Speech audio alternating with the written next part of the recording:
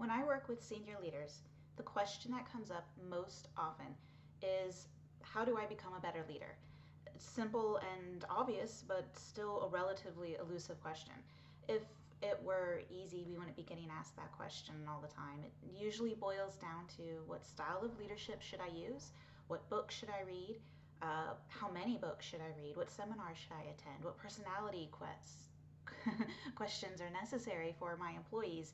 And it's not really that simple.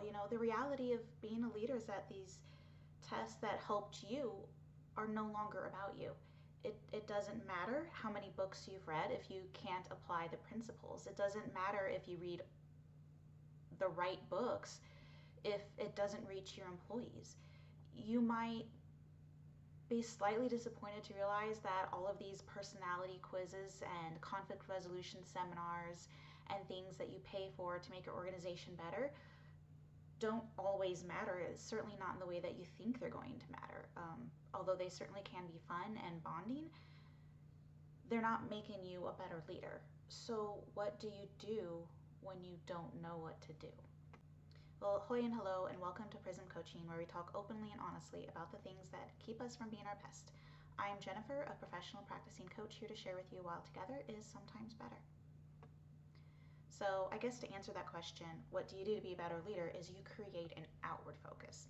What this looks like is that your questions are now employee-centric. Instead of saying, what do I need to do to be a better leader, you're asking your employees, what can I do for you to be a better leader?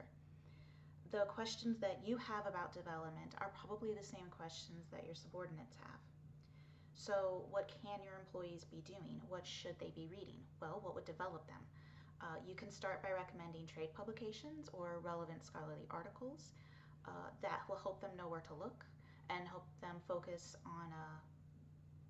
much earlier in their development than if they were to try something with just trial and error. The same goes for business trips. You don't have to ask yourself, well, where should I be going? The question is, where do you want your subordinates to go?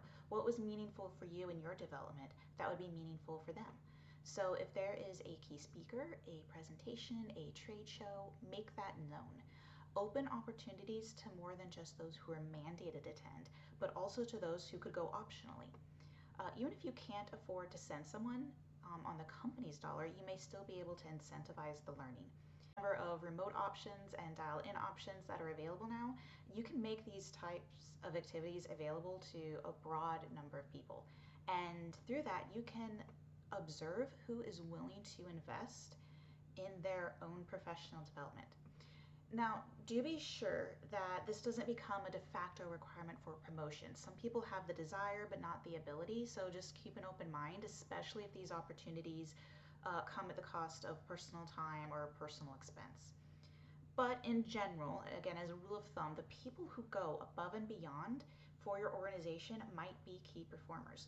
You want to monitor those people and vector them for the right roles within your organization. You will be a better leader if you take better care of your people. That goes without saying. Putting the right people in the right roles within your organization is absolutely essential to your leadership and management. And as far as personality tests go, relationship quizzes, conflict management styles, other tools, these are useful, but they don't replace direct feedback on performance. So sure, it can be helpful to know that, you're an orange and I'm a green and we interact like this. But if you want me to negotiate with vendors directly instead of leaving that decision up to you, then you need to say that out loud, especially if I'm not doing it.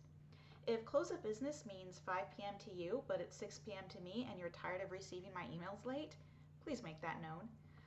Likewise, for anything, tell me what is bothering you and tell me why, so I get to know your mind a little bit better.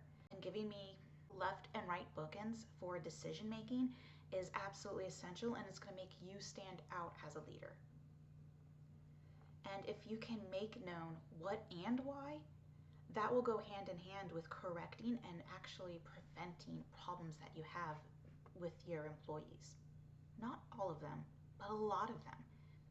Because you're basically providing mentorship. And if you really want to mentor your employees, you can also think about what made you successful. Are there steps that you take that you want your employees to take as well? Or maybe you've got some lessons learned, steps that you don't want them to take, sacrifices you made that you wish you hadn't, things that are just unnecessary that they can cut out of their day. That's equally important in mentorship. Employee feedback is its own skill that takes time to develop, so I really could go on and on for ages. But as leaders, you need to give as much feedback as you're receiving. That's the bottom line. In fact, the higher up the echelon you go and the higher you are in your organization, eventually the feedback you give needs to vastly outweigh what you receive. It becomes not just a nice to do, but an essential part of your performance and the expectations of your duties. However, I'm no fool. I recognize that growing and developing your subordinates and your workforce is really challenging.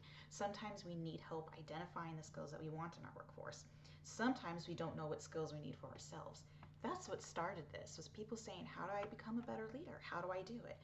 Well, you can hire a coach who actually specializes in that, who can help you if you're uncertain in that area. In fact, you can actually outsource a lot of this development to a coach through classes and training programs if you wish, and that can be really helpful. You can't afford to not develop your employees. So thank you so much for watching. If you'd like to see more, please hit like and subscribe. Be kind to yourself and good to others. Bye.